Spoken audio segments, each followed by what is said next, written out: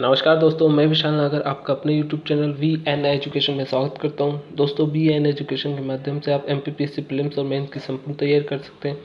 दोस्तों, आज का जो लेक्चर है वो MPPSC मेंस का जो पहला पेपर है उसका खंडवा के अंतर्गत जो ज्योग्राफी संबंधित है। दोस्तों, इस लेक्चर में मैंने मेनली 3 मार्क्स और 11 मार्क्स के जो संभावित क्वेश्चन है उससे संबंधित संपूर्ण जानकारी दी है। दोस्तों, आज का जो लेक्चर है वो विभिन्न महासागरीय नितल संबंधी उच्चावाच से संबंधित है। दोस्तों, वी एन एजुकेशन माध्यम आपको हस्तलिखित नोट्स के माध्यम से MPPSC प्रीलिम्स और मेंस की तैयारी करवा रहा है। दोस्तों, हस्तलिखित नोट्स का एक बड़ा फ़ायदा यह है कि आपको एक जनरल आइडिया, जनरल वे मालूम चल जाता है कि आपको आंसर राइटिंग कैसे करनी है, कितने वर्डों में करनी है। चलिए दोस्तों, आज के सेशन की शुरुआत करते हैं। दोस्तों, सबसे पहले हमें यह समझना पड़ेगा महासागरीय नितल उच्चावाच आप किस तरह से लिख सकते हैं। तो दोस्तों, महासागरीय नितल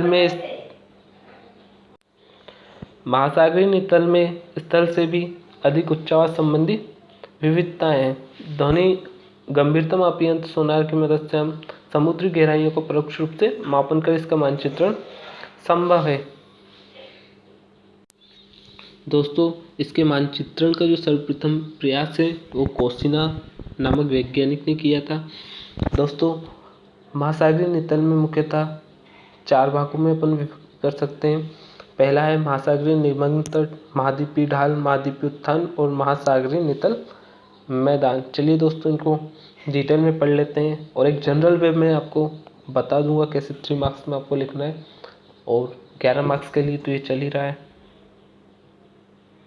सबसे पहले दोस्तों, डायग्राम जो है ज्योग्राफी मेंस पेपर की जान है। आप डायग्राम नहीं बनाओगे आप मार्क्स अचीव नहीं कर सकते। दोस्तों, सबसे पहले आता है महासागरीय निमग्न तट, इसके बाद महाद्वीपीय ढाल, यहीं पर महाद्वीपीय उत्थान और महासागरीय नितल मैदान। दोस्तों, महासागरीय नितल मैदान महासागर का सर्वाधिक विस्तृत भाग है। इसी में गुआट, कटक, ज्वालामुखी, जो केंचु उद्गार है जो एक कटक का महत्वपूर्ण कारण होता है, आदि महासागरीय नितल उच्चावाच संबंधी विविधताएं पाई जाती है। दोस्तों, यह डायग्राम शो कर रहा है विभिन्न विविधताओं को महासागरीय नितल उच्चावाच की। चलिए दोस्तों, सबसे पहले महासागरीय निमग्न तट। दोस्तों, यह तट का समीपवर्ती मतलब तट का सबसे पास वाला भाग है और तट के समीपवर्ती उत्तला भाग को हम महासागरीय निमग्न तट कहते हैं। दोस्तों, जो इसका ढाल होता है वो 1 डिग्री से 3 डिग्री, चौड़ाई लगभग औसतन 70 किलोमीटर, गहराई 150 मीटर से 200 मीटर, सागर का यह 8.6% कवर करता है। दोस्तों, विशेष इसमें जो आर्थिक रूप से अति महत्वपूर्ण है, लगभग विश्व का 25% पेट्रोलियम व खनिज यहीं से प्राप्त होता है महासागरीय निमग्न तट से। दोस्तों, मत्स्य पालन के लिए भी यहाँ संभावना है। डोंगर बैंक और जो जॉर्जिक बैंक है वह भी महासागरीय निमग्न तट के अंतर्गत ही पाए जाते हैं। दोस्तों, इसके बाद आता है महाद्वीपीय ढाल। महाद्वीपों की जलमग्न की यह अंतिम सीमा है। महाद्वीपों की जलमग्न की अंतिम सीमा यह महाद्वीपीय निमग्न तट व महाद्वीपीय उत्थान को जोड़ता है। दोस्तों, यह महाद्वीपीय निमग्न तट और जो महाद्वीपीय उत्थान है उसे जोड़ता है। दोस्तों, इसका जो ढाल होता है 2 डिग्री से 5 डिग्री के मध्य, गहराई जो होती है औसतन 200 मीटर से 2000 मीटर और यह सागरीय क्षेत्र का लगभग 8.5% कवर करता है। दोस्तों, आप डायग्राम भी बना सकते हैं। इस साइड आप महाद्वीपीय निमग्न तट और यहाँ पर महाद्वीपीय उत्थान और बीच में जो है आप महाद्वीपीय ढाल को शो कर सकते हैं। इस तरह से इसका डायग्राम बन सकता है। दोस्तों, ये 3 मार्क्स के लिए एक परफेक्ट है। आप इसमें कुछ कम भी कर सकते हैं। इतना लिखना नहीं पड़ेगा। मेनली आप ऐसा लिख सकते हैं, महाद्वीपक जलमग्न की अंतिम सीमा यहाँ से यहाँ तक, फिर ढाल, गहराई, और ये डायग्राम बना दीजिए। That is sufficient for. इसके बाद आगे बढ़ते हैं। आगे महाद्वीपीय उत्थान, जहाँ महाद्वीपीय ढाल का अंत होता है दोस्तों, जहाँ महाद्वीपीय ढाल का अंत होता है, ऑब्वियस सी बात है वहीं से महाद्वीपीय उत्थान शुरू होता है। यह मंद ढाल वाले उत्थान होते हैं जिसे महाद्वीपीय उत्थान कहा जाता है। इनका ढाल न्यून होता है, लगभग आधे डिग्री से 1 डिग्री तक, व सामान्य उच्चावच काफ़ी कम होते हैं। गहराई बढ़ने के साथ ये महासागरीय नितल मैदान में विलीन हो जाते हैं। चलिए दोस्तों आगे बढ़ते हैं। महाद्वीपीय नितल मैदान, दोस्तों महासागरीय उत्थान के बाद मैदान, जो धरातली मैदान होते हैं उसके समान महाद्वीपीय गहरे तट। दोस्तों यहाँ मैदान आएगा, मैदान को महाद्वीपीय या महासागरीय नितल मैदान कहते हैं। दोस्तों इसकी जो गहराई होती है वो 3000 से 6000 मीटर। दोस्तों जो गहराई होती है उसकी 3000 से 6000 मीटर। यह महाद्वीपीय क्षेत्र का लगभग 75.9% कवर करता है। दोस्तों इसका सर्वाधिक जो विस्तार है वो प्रशांत महासागर में है, और जो कटक होता है उसका सर्वाधिक विस्तार अटलांटिक महासागर में अवस्थित है। दोस्तों ये मैदान लगभग समतल होते हैं। इनकी ढाल प्रवणता 1:1000 के रेशियो में होती है। इन समुद्री मैदानों में गुयाट, कटक, ज्वालामुखी, पर्वत गर्त आदि स्थलाकृतियाँ पाई जाती है। दोस्तों यह महासागरीय नितल मैदान में ही पाई जाती है। चलिए दोस्तों आगे चलते हैं। इसके बाद जलमग्न कटक।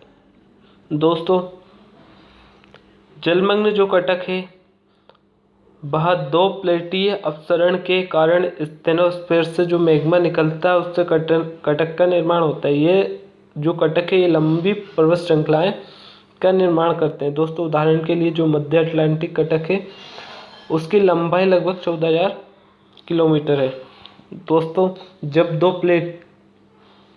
महासागरीय प्लेटें अपसरण के कारण जो दुर्बल मंडल या स्टेनोस्फेयर है उससे जो लावा निकलता मैग्मा, उसके कारण कटक का निर्माण होता है।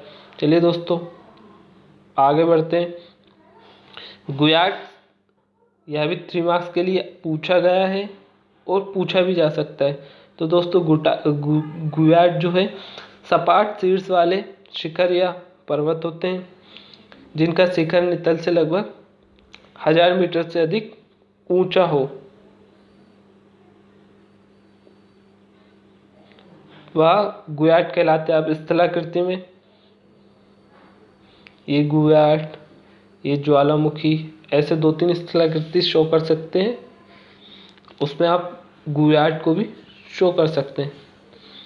दोस्तों जलमग्न जो कैनियन है, महासागरीय नितल पर स्थित गहरे गोर्ज दोस्तों पता है नदियाँ बनाती है। जब नदियाँ अधिक ऊंचाई से नीचे गिरती है तो वह एक गहरा गड्ढा बना लेती है, इसी को हम गोर्ज कहते हैं। तो दोस्तों महासागरीय नितल पर स्थित गहरे गोर्ज को जलमग्न कैनियन कहा जाता है। यह मुख्यतः महाद्वीपीय निमग्न ढाल, तट व महाद्वीपीय उत्तान तक ही सीमित होते हैं। दोस्तों इसका एग्जाम्पल है हडसन कैनियन जो हडसन नदी पर है, और कांगो कैनियन अफ्रीका कॉन्टिनेंट में कांगो नदी पर स्थित है। दोस्तों गर्त, इसके बाद गर्त, यह भी एक महाद्वीपीय उच्चावच संबंधी स्थलाकृति है। ये महाद्वीपों के सबसे गहरे भाग होते हैं। सामान्यतः ये महासागरीय नितल के एक छोर पर स्थित होते हैं। दोस्तों ये महासागरीय नितल के एक छोर पर स्थित होते हैं, जैसे प्रशांत महासागर में फिलीपींस में मेरियाना गर्त और ओशियाना गर्त, इस तरह के गर्त पाए जाते हैं। तो दोस्तों यह महासागरीय नितल के एक छोर पर अवस्थित होते हैं। दोस्तों गर्त की जो गहराई होती है वह लगभग 5500 मीटर से अधिक गहरे होते हैं। दोस्तों जो मेरियाना गर्त है यह भी मेंस में पूछा जा सकता है 3 मार्क्स के लिए। इसका निर्माण दोस्तों जो बलित पर्वत होते हैं,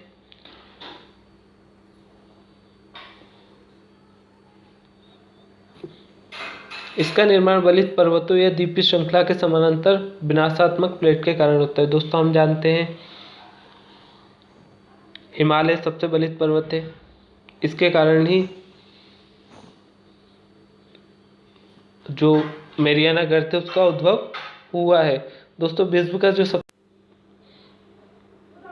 वो मेरियाना गर्त है दोस्तों, इसकी जो अवस्थिति है वो फिलीपींस में है। चलिए दोस्तों, तो कैसा लगा आज का आपको सेशन? दोस्तों यार मैंने 11 मार्क्स को ध्यान में रखकर बनाया गया लेक्चर है। दोस्तों यदि आपको पसंद आए तो दोस्तों इसे लाइक करें, शेयर करें और चैनल को सब्सक्राइब करें। दोस्तों आगे भी मैं ऐसी ही वीडियो बनाता रहूँगा। यदि आपको पढ़ाई से संबंधित कुछ पढ़ना हो, MPPSC प्रीलिम्स मेंस के नोट्स चाहिए किसी स्पेसिफिक टॉपिक को लेकर, तो आप कमेंट सेक्शन में ज़रूर लिखें। चलिए दोस्तों, आज के सेशन की समापन करते हैं। धन्यवाद दोस्तों। जय हिंद, जय भारत, वंदे मातरम।